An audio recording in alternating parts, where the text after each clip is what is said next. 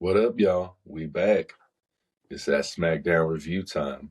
We got it September 20th, 2024. Second episode of Smackdown on USAA or USA. I keep doing that. We start the show off. It starts off with a Bloodline coming through security. Jacob gets there. They're trying to pat him down. You know, you got Botch. He comes through. They don't pat him down. You got Tama comes through. They don't pat him down. Then Jacob attacks security. Super kick, headbutts. So you know the Bloodline.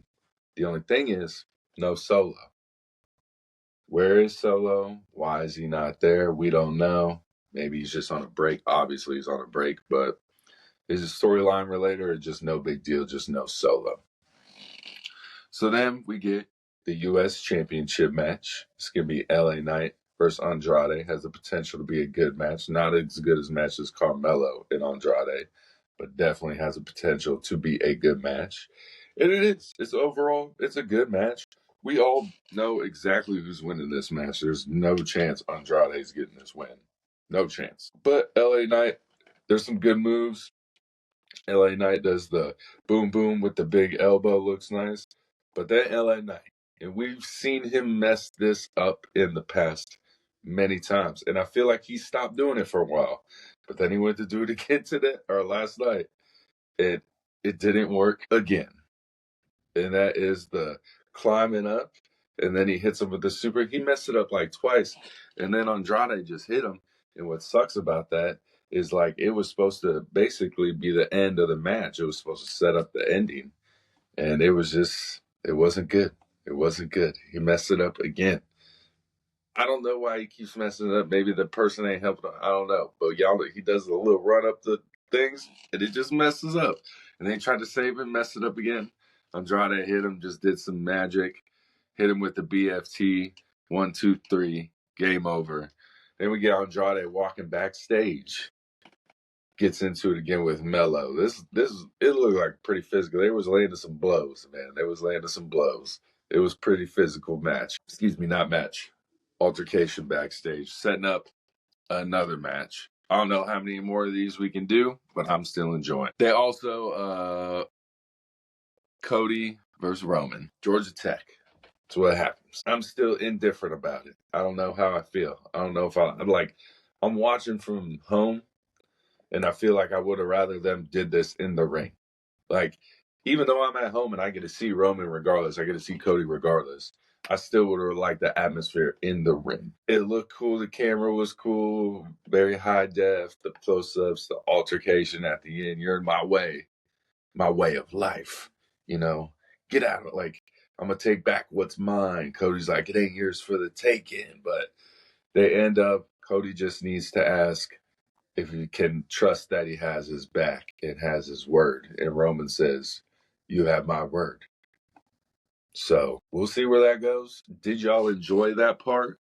Was it good? Did you like it? Did you not like it? I'm going to have to watch it again. This is just my initial reaction. I would have rather it been in the ring. That's just me. We'll see how y'all feel about it. We'll see if the internet's talking. I'm sure it will be. But also, like, did they advertise Roman was going to be there for the fans who bought tickets? Because he wasn't there. Cody, well, I'm like, man, Cody ain't there either, but we'll talk a little later. But I'm just like, I would have been pissed if they're advertising Roman for me to then show up and just get a video package. Obviously, like, even though, like I said, even though I'm at home watching, I still get to see Roman regardless. I would have rather had him in the crowd with the interaction with the crowd. It would have been much, much better, in my opinion. I feel it. Then we get another Giovanni, Vinci, and Apollo Crews match. This one is, we could say this match is probably 5 times longer than the first one, but it's still short as hell match. Giovanni Vinci gets embarrassed again by Apollo Crews, another roll-up pin, but then Vinci attacks him at the end. We'll see where this is going. I'm not understanding really how much, like, he's just getting beat in a total of a minute between 2 matches. We'll see where they're going. Maybe it's just like a little filler when they need it. It's kind of, I mean, it's not must-see TV right now between these two, but we'll see. Then we get a little backstage moment where they're trying to interview KO and ask him how he feels about Cody and Roman. And he says, you know what? I'm going to just go talk in the ring. So he comes out. He's giving his little spiel. And then here comes the Bloodline. And he's like, let's go. Y'all are going to fight. We're going to fight anyway. Then they start jumping him. Here comes in DIY. Not the most fun tag team, but they come to the rescue. So then here comes Nick Aldis breaking it up. It's 3-on-3. He sets it up for the main event. We're going to have KO and DIY versus the Bloodline minus Solo Sikoa. It's like, all right, that's going to be a pretty good. We'll see. It's going to be a pretty good. And like the whole time DIY came out to save, I was like, man, I wish that was a Street Profit saving them because Street Profits are better. But my wish was granted later on, so that's pretty good. Then we get the match with some implications. The Nia Jax, Tiffany Stratton, Bayley, Naomi match.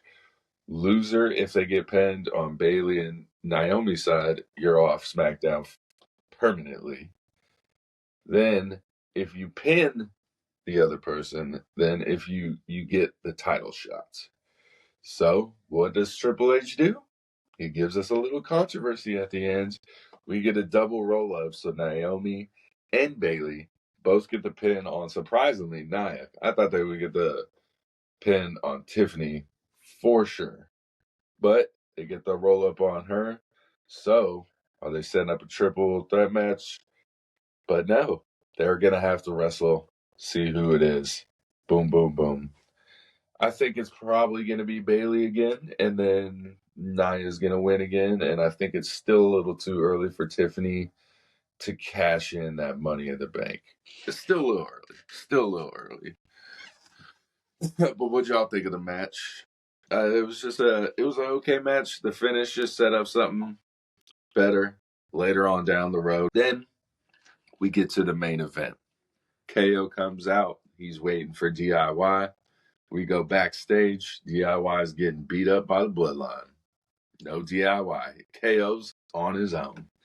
So then the Bloodline comes out, and KO's like, fuck it, and just starts marching to it and just starts throwing bows. Bah, bah, bah, bah, bah. This is the ultimate KO thing right there. Just starts going ham on it. Bah, bah, bah, bah, bah. Then my prayers were answered. The Street Profits came out. The more entertaining tag team right now. They come out. It just starts the match. We get the 6-man tag team match. Street Profits, KO versus the Bloodline. Great match. Street Profits always deliver. Jacob's going to deliver. KO's going to deliver. Tama Tonga's going to deliver. Botch, he doesn't deliver, but we'll talk. Yeah. So the match is really good. It gets really, really heated. There's a bunch of interferences within them. Botch pulls KO off the pin twice. The ref just calls the match. He says, F it, it's over. No one wins. Then insanity erupts.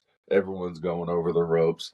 Bah, bah. Montes Ford, though, has a huge spot coming over, flips over his Jacob, gets up on the announcer table. Huge pop, guys. Huge pop. Hopefully they were paying attention. Huge pop for Montes Ford.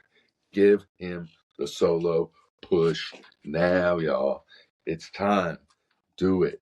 You could have it set up with the Bloodline too. Y'all break them. Y'all could even just take out Angelo. Have Angelo gone for like 2 months. Have Montes get the push against the Bloodline, fight the Bloodline, revenge for Angelo. It makes sense. Give Montes the solo push now. He deserves it.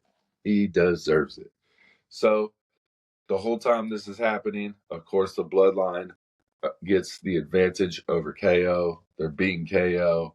They got him down. And the whole time I'm like, man, Cody ain't even there either to save him. Because Roman and Cody were at Georgia Tech filming that little cinematic joint. And I'm like, there ain't no way. But then, boom, Cody's music hits. He comes out, saves the day with a chair. Gut shot to Tama Tonga, and then he just chucks the chair at Botch and just throws it like a fucking baseball and hits him. That shit was hilarious. Just fucking throws it. Boom. Picks it up, goes in the ring. Somehow KO picks up the chair, and we get that kind of like that belt moment from a couple weeks ago. He's holding that chair. We're like, hit him. I was saying it. I was like, hit him. Because KO, he's not too happy about the team up with Roman, it seems. But I was like, hit him. Hit him. And he doesn't. He drops the chair, shakes their hands. But you can see the seed was planted, y'all. The seed was planted. It's coming. It's coming, y'all.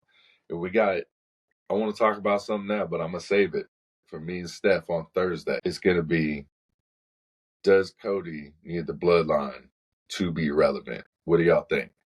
We'll discuss it. Like, comment, subscribe, ask questions in the comments. Y'all will answer them on the show. Let us know. Shout outs. Peace.